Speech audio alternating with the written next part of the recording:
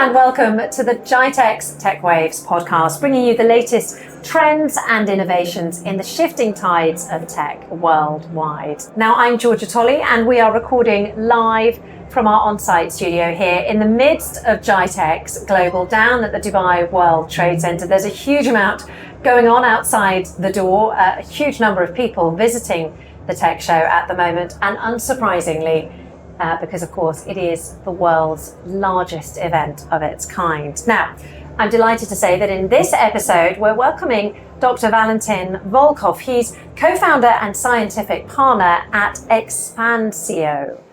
Now, he is here to discuss their products, which include a really fascinating product. It's an AI-powered smart contact lenses. They also have dot lumen. Now, these are actually glasses that will support visually impaired people. Valentyn, welcome to GITEX Global. Thank you for having me here today. It's lovely to have you on the Tech Waves podcast. A real pleasure. Partly because, I wore contact lenses for literally 2 decades of my life, so I'm very enthusiastic about your product. I'm interested to know how your contact lenses physically differ to maybe the soft disposable contact lenses that I used to wear and millions of people wear every day. Sure. Hundreds of millions, actually. Hundreds of millions, well, there you go. Well, first of all, they look different because, traditional contact lens, it's a medical device which is transparent. So it's once you put it in your eye, then it's almost invisible. That's what kind of makes them very attractive, of course. No one knows that you are wearing contact lens once you do. And our contact lens, they looks very much familiar like contact lens, but you can see with your eye some optoelectronic components integrated inside. Actually, what we are trying to do, we try to as much to hide those components as possible, because of course in the end would be nice to have smart contact lens which looks exactly like a convenient contact lens, but it's smart. So they do look ever so slightly different to your normal clear lens. One should keep in mind we are right now at prototyping stage. We are doing R&D, and yes, at this stage devices looks a bit futuristic and cyberpunk. That's like antennas, batteries, some micro projectors integrated in. You can see it in principle, and but I think the final product we will try to keep it as much simple as possible. But they're just as comfortable and as thin to wear as a normal lens. Yes, it's, in terms of form factor, it's a usual contact lens, the same size, the same certified material. It's a polymer contact lens with cool stuff integrated in. Well, that's what I'm getting excited about. So now we've established they're quite like normal contact lenses. I'm now going to get into the fact that they are not at all like normal contact lenses. In fact, they are truly quite extraordinary. Is it true that they have data reading capabilities, and what does that actually mean? What we are building, it's what we call a next computer category. It's like one day it's supposed to replace all your gadgets that you are wearing with you. Like you don't need mobile, you don't need tablets, computers, everything is with you, and it's like a really micro computer which is wearable, it's no one can see it. In principle, of course, if someone knows that, that's, there are some ethical questions appears. Because you are, once you're wearing those kind of things, you are getting superpowers. You can get access to information about objects around you. You can have, ability to see at night like at day. You have your own private biochemical lab integrated on your lens. And of course, you have access to all those beautiful augmented reality features, like maybe you can play some casual gaming, or or for example, to get access to Google Map, you don't need to go like that. It's like here you can put maybe some chat with your relatives. Here some YouTube rolic or something like that. Here it's Google Map, which will show that you need to go that way.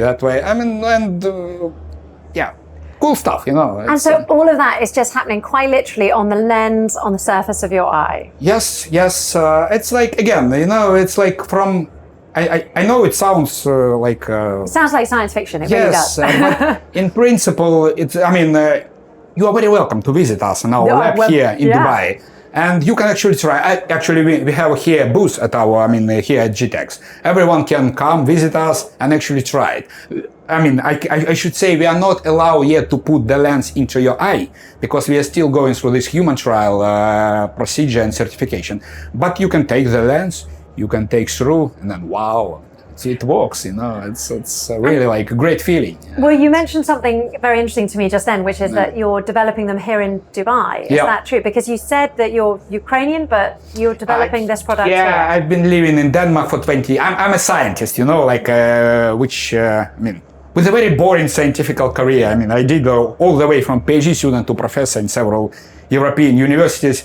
And then in certain moment, it's all started like a side project to my scientific career. In certain moment, it became kind of like a main project. So now it's all, I'm using all my scientific background and together with the talent of my partner, Roman Axelrod, who is responsible for all non-scientific parts and commercial components of our risky business, we are kind of building the future. So are you developing it here in Dubai, or are you... Yes, everything Dubai. We are kind of very serious about, growing the local power and in deep tech business. You mentioned there this idea of augmented reality. Now, I have to admit, I'm a little bit scathing of augmented reality. People have been talking about it for a long time, and I feel like it just hasn't really kicked off. But we are really approaching to that point.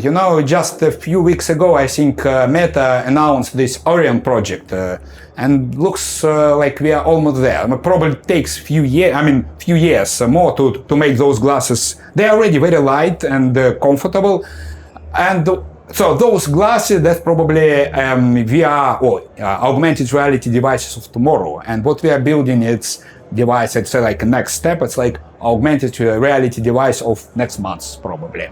Next week. So your contact lenses, you would argue, would be better than wearing glasses because I suppose they're invisible. Yes, but it's sure it's like evolution comes like helmets, glasses, contact lenses.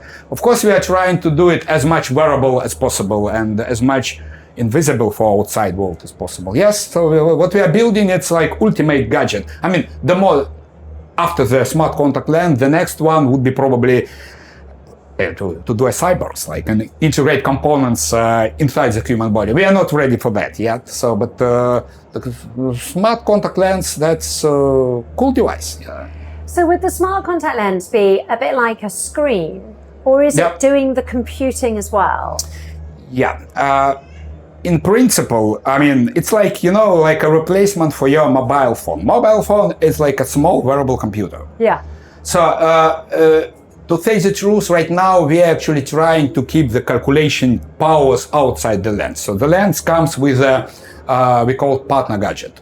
So it will communicate with your lens through wireless communication. And then it's always a trade-off. We are kind of trying to use the very scientific and engineering frontier of those technologies that are available. And they're actually great, but still there's some limitations in terms of power consumptions, heat distribution. It's not supposed to be just, the ultimate right now. We are also trying to make it the user-friendly and comfortable for users.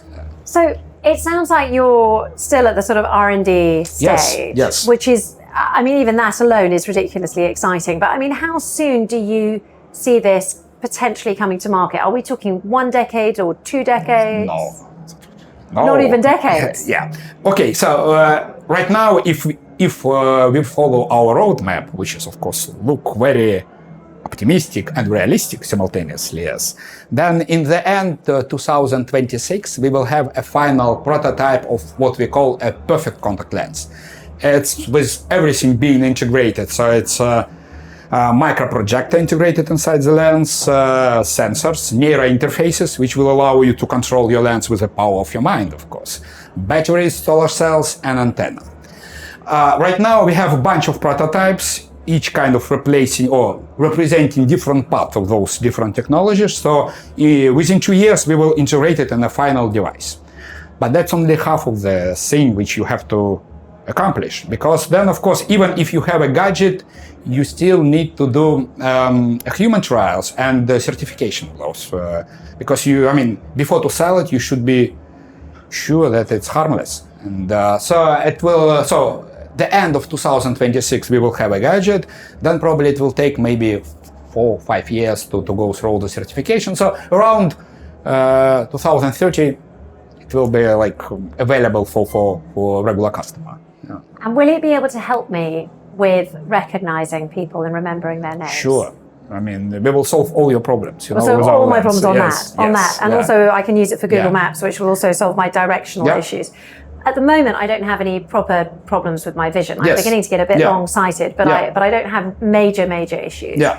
Obviously, so far we've talked about the cool stuff that the lenses can do. It's not only about problems, it's about advantages and superpowers. Yes. So would you recommend your lenses even for people who, for example, have never had any trouble with their vision, perhaps, just for their health? In principle, our lens can deal with any standard, or disadvantages or illnesses of which people suffer right now. Like, for example, if you have problem with, plus it can give you some additional abilities to control your health on an everyday basis. It's like, these days we have all those smart watches, smart bracelets, and they're cool. It's kind of, it's nice to have them. It's kind of very convenient to check it, but that's not the very best place where to put sensors. Because still it's like just on your wrist. Yes, isn't it? it's too many flexible components of your arm, and it's also you're getting some sweat, some dust, whatever. So once it's inside your eye, then you have access to, first of all, it's your eye liquid, which is very rich in terms of, you can measure glucose, you can measure cortisol, you can measure some, for example, it's not that much time passed from COVID, for example, problem. So with our lens, you can monitor if you are, how healthy you are and how healthy is environment around you. Plus, you can actually monitor, the intraocular pressure of your eye. That's a big problem actually. With age, we are not getting, we are getting smarter, of course, and wiser, but in terms of health condition, we should be more and more careful. And then, intraocular pressure, it's connected to our blood pressure, of course, directly. But indirectly, it's influence the shape and the size of our eyeball. And in principle, if after 45, one should control it, because it can actually start to influence your ability to see. Because if the pressure is unstable during the day and during the days, it might influence your eye nerve, and in the end came to glaucoma. Maybe you heard about this kind of thing. It's hundreds of millions of people actually suffering about glaucoma, and right now it's a big problem, because it's not that simple to monitor your intraocular pressure, because you have to go to hospital. They need to accumulate the statistics about how the pressure changes during the day, during the days. It's actually very uncomfortable and painful. So with our lens, you can do it like, you put a lens, you make a selfie, and then you immediately know the value.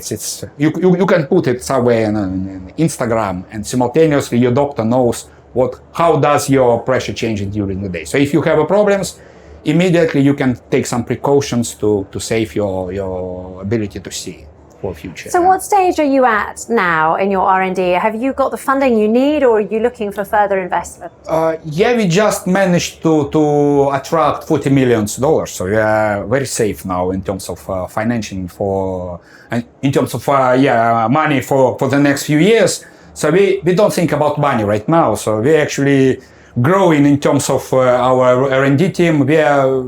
We have actually top 5 optical labs in the world according to BCG, and I think we are top 1 among all deep tech companies in the MENA region. Compared to others, yes. Also, it's according to Nature Index. They kind of measuring the scientific impact. I think we are also top 3 or top 4 among all the scientific and engineering organizations in the region, also compared to toughest and strongest universities here, and we are just a small company. But we manage kind of to attract. It's because I am from academia, I know people, and it's also a cool project. So young, talented people comes to us, and we are like a rocket now.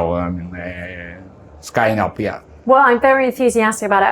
I hope that the lenses come to market, like you said, in 2026. That's what I'm ready for. Maybe earlier. No, maybe earlier. If you're lucky, yeah. Every single time I get somebody's name wrong is one time too many. So as soon as I can be wearing these lenses, the better. But Valentyn, thank you so much. Absolute pleasure. My pleasure. Yeah. Really interesting. Of course, this interview has been with Dr. Valentyn Volkov. I'm hugely grateful for his time in the studio today. This has been your latest episode of the GITEX Tech Waves podcast. And if you want to listen to more, make sure you check out our social to get all the latest on all of our episodes. And that is, of course, at GITEX Global.